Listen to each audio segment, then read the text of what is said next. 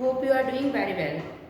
Let's start our revision practice sheet from question number 321.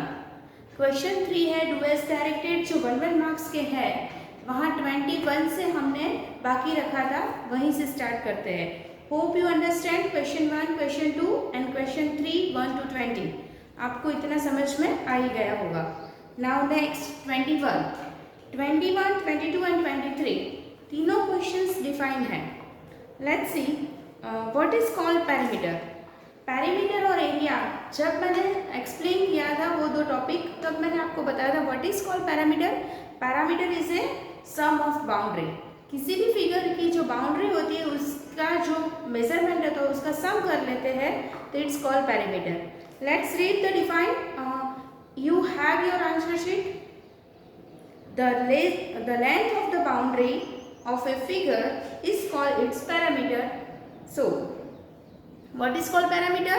The length of the boundary of that figure is called its parameter. Now, second question is what is called area?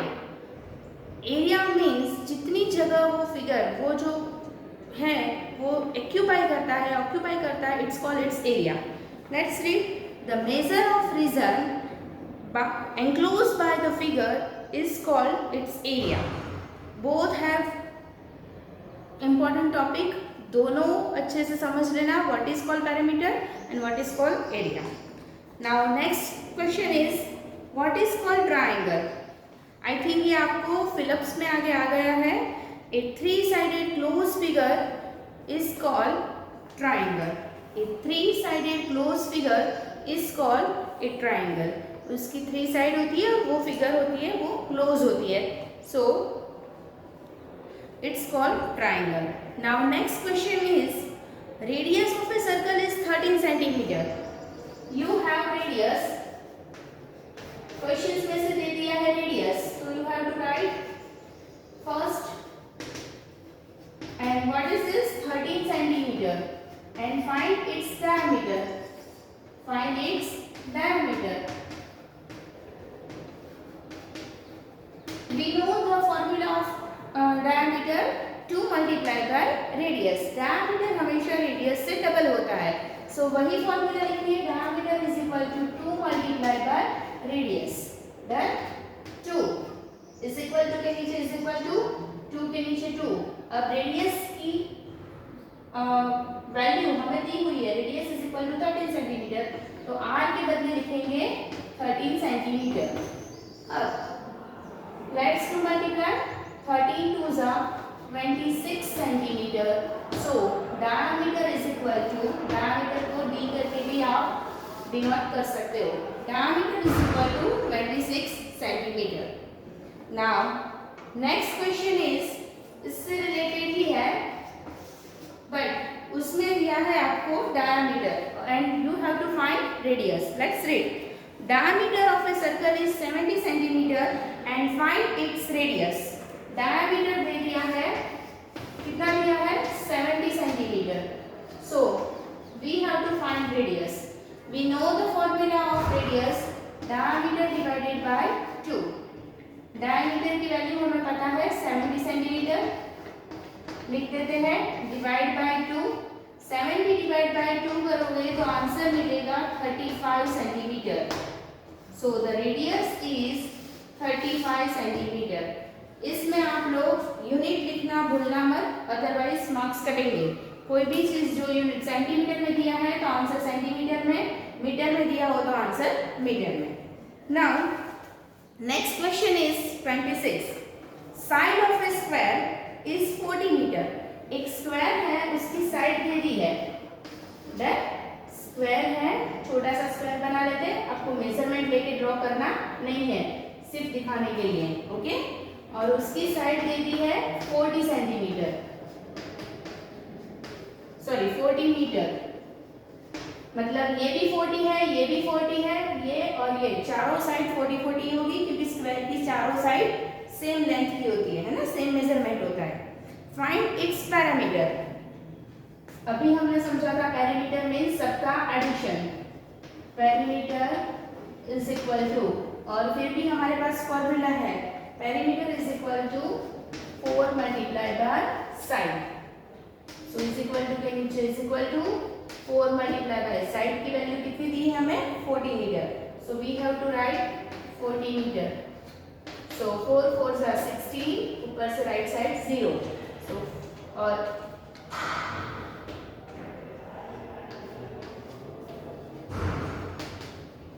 Perimeter is equal to, और किसकी perimeter है square की, हमने already draw कर दिया है.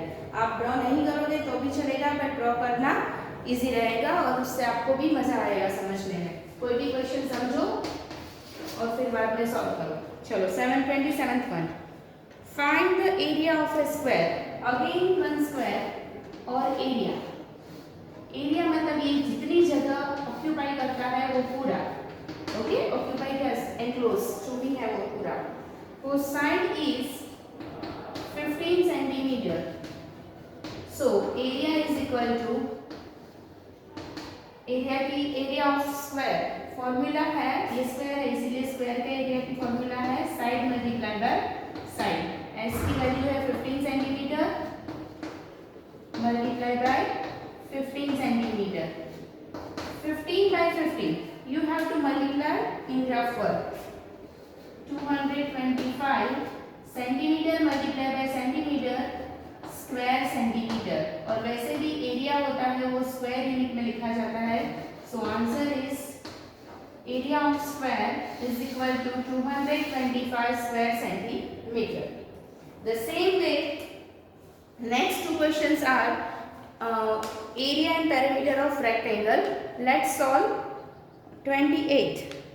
Find the area of rectangle whose length and breadth. Length is 12 centimeter and breadth is 8 centimeter. First of all, we have to draw. Let's do in new. Find the area of length whose length is 12 centimeter and breadth is 8 centimeter. मतलब इसको length बोलते हैं L और ये है breath. ये 12 centimetre दिया है, 8 सेंटीमीटर दिया है and we have to find area. So area is equal to area of rectangle is equal to L multiply by B. So we have to find L के बदले L की value 12 centimetre multiply by 8 centimetre. We know that 12 8s are 96 centimetre into centimeter square centimeter. So the answer is area of rectangle is 96 square centimeter. Now go for 29. Find the perimeter of rectangle whose length is 20 meter and breadth is 60 meter. Again length दे दी है, ऐसा ही rectangle है. Length है 20 meter and breadth है 16 meter and you have to find the perimeter. Perimeter is equal to perimeter of rectangle. Yes, length plus breadth multiply by 2. मतलब 2 bracket में length plus breadth. 2 के बदले 2. Length की value है हमारे पास 20 metre plus breadth की value 16 metre. पहले bracket के अंदर जो है उसको सॉल्व करेंगे. 20 प्लस 16 36 मीटर. 36 टू जा, अब मल्टीप्लाई करेंगे, दोनों के बीच में मल्टीप्लाई है तो 36 टू जा 72 metre. Okay, it's called perimeter. Perimeter of rectangle is 72 meter. Now go for the 30th one. Next two terms of the patterns. First one उसमें 30 में first क्वेश्चन दिया है A1, B3, C5. Next is D7 and E9. आप pattern check करोगे तो A, B, C continue है तो C के बाद D और E कंटिन्यू में लिखा, बट जो नंबर्स है वो सारे ऑड नंबर्स दिए हैं 1, 3, 5. So next number is 7 and next to next 9. So the answer is D7, E9. Now go for second one.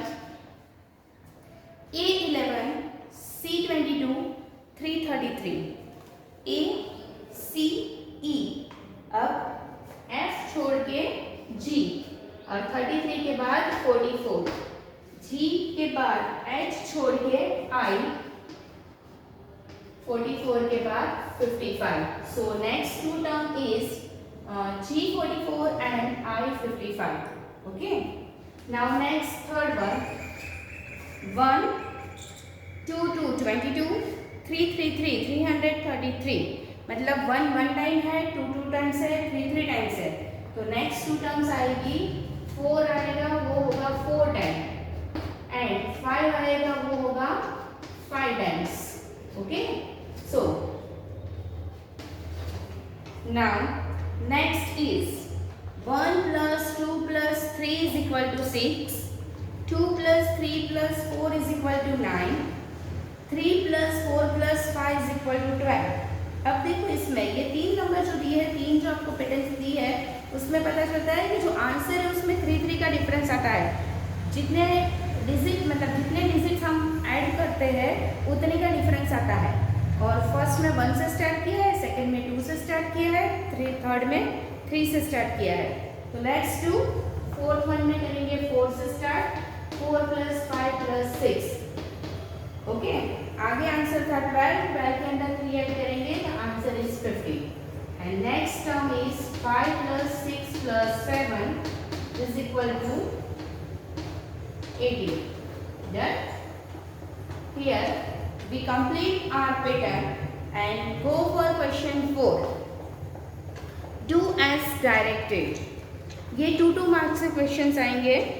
First of all first 2 question से आपको नेट ड्रॉ करनी है क्यूब और क्यूबॉइड की. क्यूब यू नो दैट कि cube के सारे faces square होते हैं, तो जब भी आप क्यूब की नेट ड्रॉ करो तो परफेक्टली स्क्वायर बने उस तरह से करना. ओके. और क्यूबॉइड की नेट में रेक्टेंगल फेसेस ड्रॉ करना है. सो माइंड वेल कि आपको स्क्वायर और रेक्टेंगल समझ में आ गए हैं तो अच्छे से ड्रॉ करना. स्केल लेके आपका जो रूलर है वो लेके ड्रॉ करना. इसमें कोई मेजरमेंट लेना नहीं है बट ऑलमोस्ट अच्छे से स्केल, लाइन के ऊपर लाइन घुटनी नहीं है. ओके. क्यूब एंड क्यूबॉइड दोनों के फेसेस 6 6 होते हैं. You have to identify the faces 1 2 3, उसके ऊपर नंबर भी लिख लेने हैं. You have in your answer sheet. Now go for the third one. Question 4, third one. Draw the line of symmetry. Symmetry line draw करनी है. सिमेट्रिकल फिगर या फिर सिमेट्री लाइन कब तब ड्रॉ की जाती है जहाँ से हम वो जगह पे लाइन ड्रॉ की जाती है जहाँ से हम यदि वो फिगर फोल्ड करें तो एक दूसरे के ऊपर परफेक्टली हाफ हो जाए. ओके. तो फिगर आपको यहाँ से ही दे दी जाएगी, आपको सिर्फ उसमें सिमेट्री लाइन ड्रॉ करनी है. एक फिगर का हाफ मार्क होगा, मतलब चारों के चारों फिगर यदि आप करेक्टली ड्रॉ करते हो सिमेट्री लाइन तो आपको 2 मार्क्स पूरे मिलेंगे. So keep it in mind, अच्छे से सिमेट्री लाइन ड्रॉ करनी है. फिगर आपको क्वेश्चन पेपर में दे दी जाएगी. जैसे कि सर्कल दिया है तो आपको बीच में से एक लाइन कहीं पे भी ड्रॉ कर दो तो वो सर्कल तो हर जगह पे सेम ही सिमेट्रिकल ही होता है. ओके. फिर यदि हार्ट शेप दिया है तो बीच में से, और सिमेट्री लाइन हमेशा डॉटेड लाइन ड्रॉ करना. सिमेट्री लाइन हमेशा डॉटेड करना है. ओके. सीधी लाइन ड्रॉ करना नहीं है. Now go for question number 4. Draw a circle of A 2 centimetre. 2 centimetre जितना मेजरमेंट लेना है यहाँ से यहाँ तक का, जो भी आपकी स्केल है वहाँ पहले डॉट कर दो, फिर 2 सेंटीमीटर का तक का मेजरमेंट ले लो, वो ड्रॉ कर दो, वो आपकी रेडियस हो जाएगी. ओके. फिर उतना मेजरमेंट राउंडर से लेके फिर पूरा सर्कल ड्रॉ करो तो आपको पूरा सर्कल मिलेगा. ओके. फिर लिखा है ड्रॉ डायमीटर AB, मतलब किसी एक जगह पे आपको B नाम लिखना है और सेंटर का नाम O या B के अलावा और कोई भी नाम लिख सकते हो. और डायमीटर आपकी स्केल से आपको यहाँ पे सामने की साइड पे डायमीटर ड्रॉ करना है तो AB डायमीटर बन गया. ड्रॉ करने के लिए बोला है, ड्रॉ हो गया. Now how many semicircle do you get, तो आपको आंसर लिखना है वी गेट या फिर I get 2 semicircles. How many semicircles?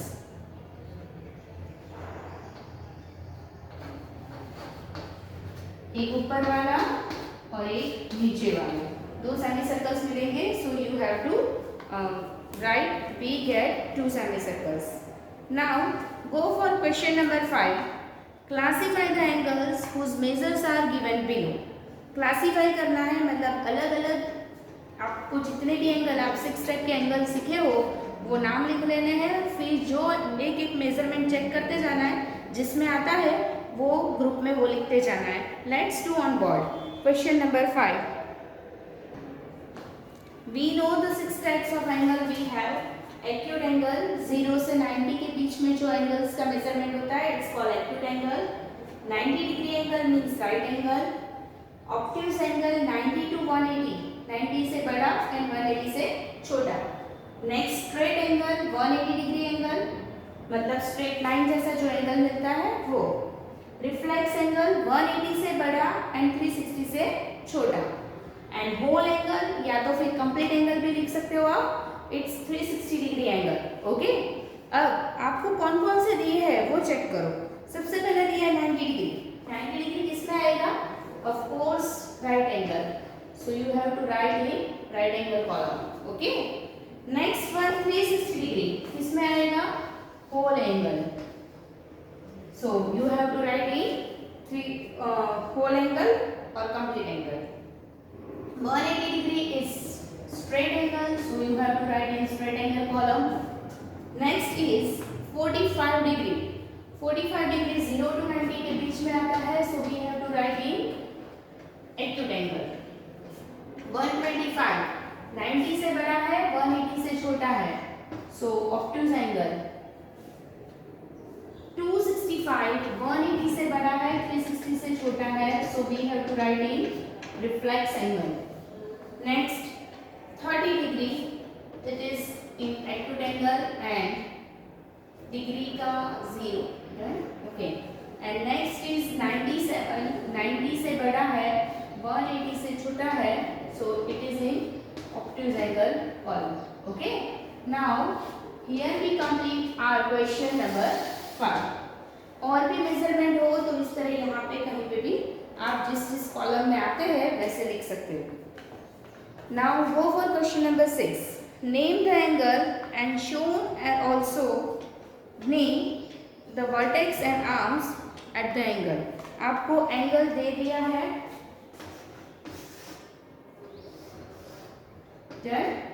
एक एंगल है, यहाँ पे P लिखा हुआ है, यहाँ पे Q लिखा हुआ है एंड यहाँ पे R लिखा है.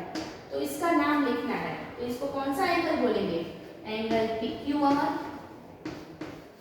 PQR या तो फिर एंगल Q. सिर्फ 3 टाइप से नाम किए जाते हैं, हमने सीखा था ना, इसलिए.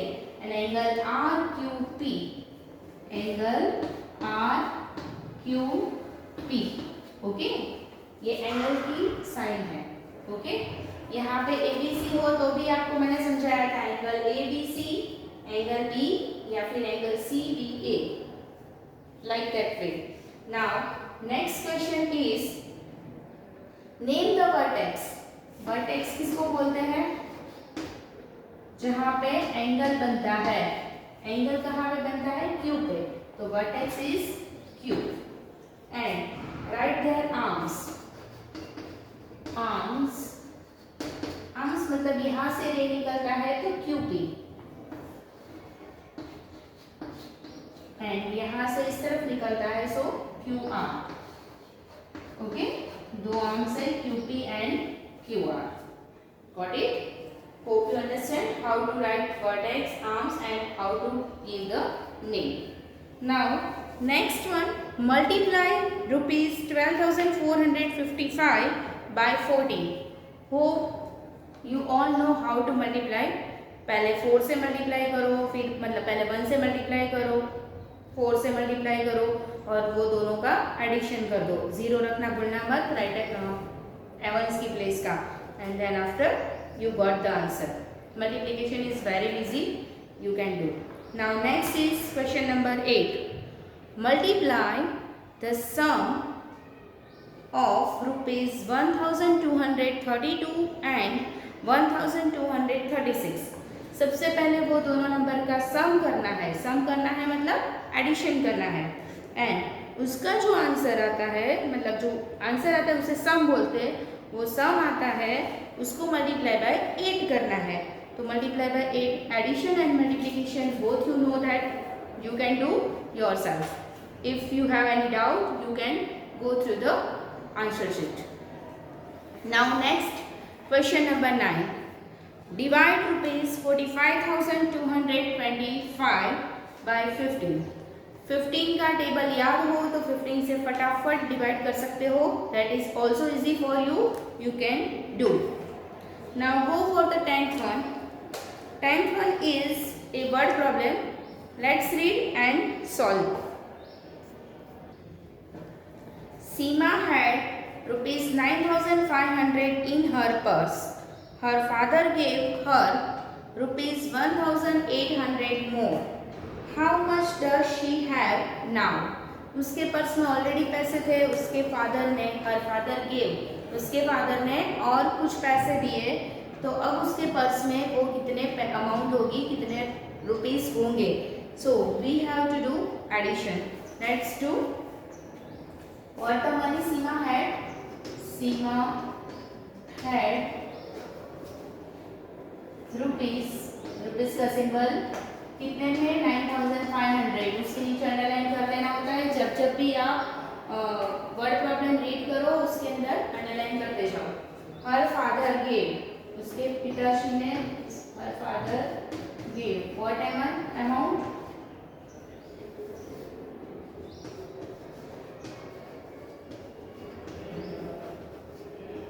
rupees 1,800. Then so टोटल कितनी अमाउंट हुई? तो she has now, या तो फिर सीमा has now. अब कितने रुपीस हुए? चलो 0 0, 8 plus 5 13, 1 carry over, 9 plus 1 10 plus 1 11. So the answer is she has now 11,300 rupees. It's so easy, you can do. Now next one, divide rupees 536.91 by 11. Please point जहाँ पे भी आए तब ऊपर उसका जो क्वेश्चन लिखो उसमें पॉइंट लिखना मत भूलना, अदरवाइज आपका रॉन्ग हो जाएगा. तो यही सिर्फ याद रखना है, अदरवाइज सिंपली डिवीजन करना है. You can do. Next one, subtract rupees 253.99 from the sum of rupees 152.84 and rupees 229.40. सबसे पहले सब्ट्रैक्ट तो करनी है अमाउंट, बट किस में से करनी है? बाकी की जो दो अमाउंट दी है वो दोनों के एडिशन में से. मतलब लास्ट टू अमाउंट है रुपीज़ 152.84 एंड रुपीज़ 229.40. उन दोनों का एडिशन करना है और देन आफ्टर उसका जो सम मिलेगा उसमें से आपको जो सब्ट्रैक्ट करके अमाउंट दी है रुपीज़ 253.99 वो सब्ट्रैक्ट करना है. Okay, now go for the next one, 13th one. How many days are between the 10th March and 15th June? चलो कहाँ से स्टार्ट करना है? अंडरलाइन करो. 10th March 2020 and 15 June 2020. Underline the number. कहाँ से स्टार्ट करना है? मार्च से. तो मार्च, अप्रैल, कहाँ तक ले जाना है? जून तक. May and June. Okay okay. मार्च से यहाँ से स्टार्ट करते हैं. कौन सी डेट है? 10th मार्च. तो मार्च के डेज कितने होते हैं? 31. उसमें से 1 से 10 तो हमें काउंट करना है ही नहीं. So we have to subtract 10. 31 minus 10 21. April के डेज होते हैं 30. मई के डेज होते हैं 31 एंड जून में हमें 15 जून तक ही जाना है. मतलब 15 डेट काउंट करनी नहीं है, तो वो डेट माइनस कर देंगे. तो 1 से 14 तक हम काउंट करेंगे. इतने डेज मिलते हैं. Next addition. 1 plus 1 2 plus 4 6 2 plus 3 5 5 plus 3 8 8 plus 1 9. The answer is 96 days. मतलब 10th मार्च से 15 जून के बीच में बीच में 96 डेज होंगे. The same way go for the next question, 14th one. Here also the same way. How many days between January 26, 2021 and March 15, 2021? Underline the date January 26. January से मार्च तक, January, February and March. Done? Okay. January के कितने days होते हैं? 31. उसमें से हमें कहाँ से कितने डेज माइनस करने हैं? 26 तक, क्योंकि 26 के बाद के डेज काउंट करने हैं. So 5 days. ओके. फेब्रुआरी आया तो रुक जाओ, पहले चेक करो कौन सा ईयर है. ईयर है 2021. 2021 लीप ईयर है? No. So it has only 28 days. Next March में 15 डेट तक ही लेना है. So we have to count 1 to 14. So total days मिलेंगे 14 and let's addition. 8 plus 5 13, 13 plus 4 17, 1 carry over, 1 2 plus 1 3, 3 plus 1 4. The answer is 47 days. Now next one, 15th one. How many days between February 8, 2016 and May 31, 2016? Let's do 8 February से मई तक. February, March, April and May. Okay. February 2016 is a leap year, so 29 में से minus करने होंगे 8, क्योंकि 8 date के बाद count करना है. So we have answer 21. March के 31, अप्रैल के 30 एंड नाउ मई के चेक करते हैं कहाँ तक? 31. मतलब लास्ट डे हमें काउंट करना नहीं है. -1, it's 30. Let's add the number. 1 plus 1 2, 2 plus 3 5, 5 plus 3 8, 8 plus 3 11. So the answer is 112 days. Okay. Hope you understand how to find the number of days between. Next one, multiply 5 liter 632 milliliter by 17. Liter and milliliter दोनों अलग अलग लेके multiply by 17. That is easy. You can do multiplication. Now next 17th one. Let's read. A pouch has 2 liter 784 milliliter of ghee. What quantity of ghee will 12 such pouches contain? एक pouch में 2 litre 784 millilitre घी है, तो ऐसे 12 pouches में total कितना घी होगा? Of course multiplication करना है litre and millilitre. 2 litre 784 millilitre multiply by 12. Let's do on board. Quantity of घी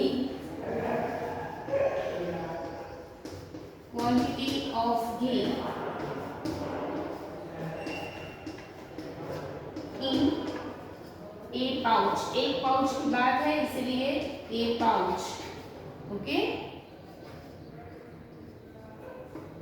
कितना लीटर एंड मिलीलीटर में है ऊपर ही लिख दो. कितना है? 2 litre 784 millilitre and number of pouches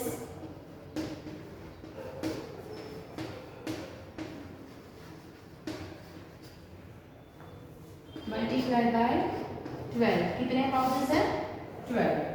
okay. Let's to multiply. 4 2s are 8, 2 8s are 16, 1 carry over, 2 7s are 14 plus 1 15, 1 carry over, 2 2s are 4 plus 1 5. Now 1 से start करते हैं.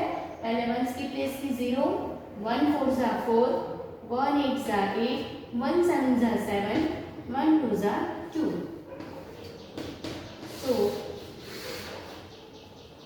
8, 6 plus 4, 12, 1 carry over, 5 plus 1, 6 plus 8, 14, 1 carry over, 5 plus 1, 6, 6 plus 7, 13, 1 carry over, 2 plus 1, 3, 4, 6 plus 4, 10. Okay? The answer is total quantity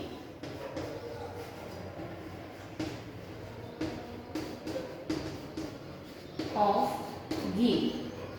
Okay, 33 liter 408 milliliter. Okay, ready? Now go for the next one. Subtract 54 liter 962 milliliter. ये number subtract करना है. देखते हैं आगे किसमें से करना है. फ्रॉम द सम ऑफ करके जो दो नंबर दिए 43 litre 251 millilitre and 34 litre 238 millilitre, वो दोनों का एडिशन करो. फिर उसका जो सम आता है वो 54 लीटर 962 मिलीलीटर में से माइनस करो. Okay, now go for the next one. Multiply the sum of. दो नंबर का सम करना है. 3 litre 23 millilitre, sorry 234 millilitre and 7 litre 314 millilitre. दोनों का एडिशन करो, multiply by 9. Okay, now last one. A container had 55 litre 350 millilitre of milk. Underline करो 55 litre 350 millilitre. If 22 liter 350 milliliter of milk was used up. Underline करो 22 liter 350 milliliter of milk used up मतलब उतना use कर लिया है. Then how much milk is left in container now? Of course it is for subtractions. Let's do. It is the last one of our worksheet. Milk in container.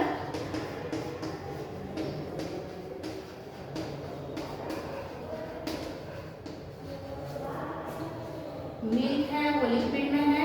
Let's to कितने litre है 55 litre and 350 millilitre. Milk used up. Milk is used up.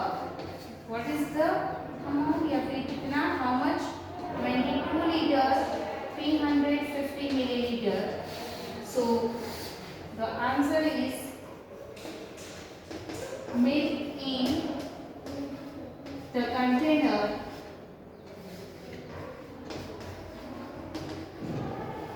now 0 0 0 5 minus 5 0 3 minus 3 0 5 minus 2 3 and 5 minus 2 3 33 liter. Milliliter में 0 0 है, so do not write. So answer is milk in the container now 33 liter. Okay. Here we have completed our revision worksheet. Hope you understand very well. Please practice it and do it as an homework. And best of luck for your exam. If any doubt, you can call me. Bye. Best of luck, everyone.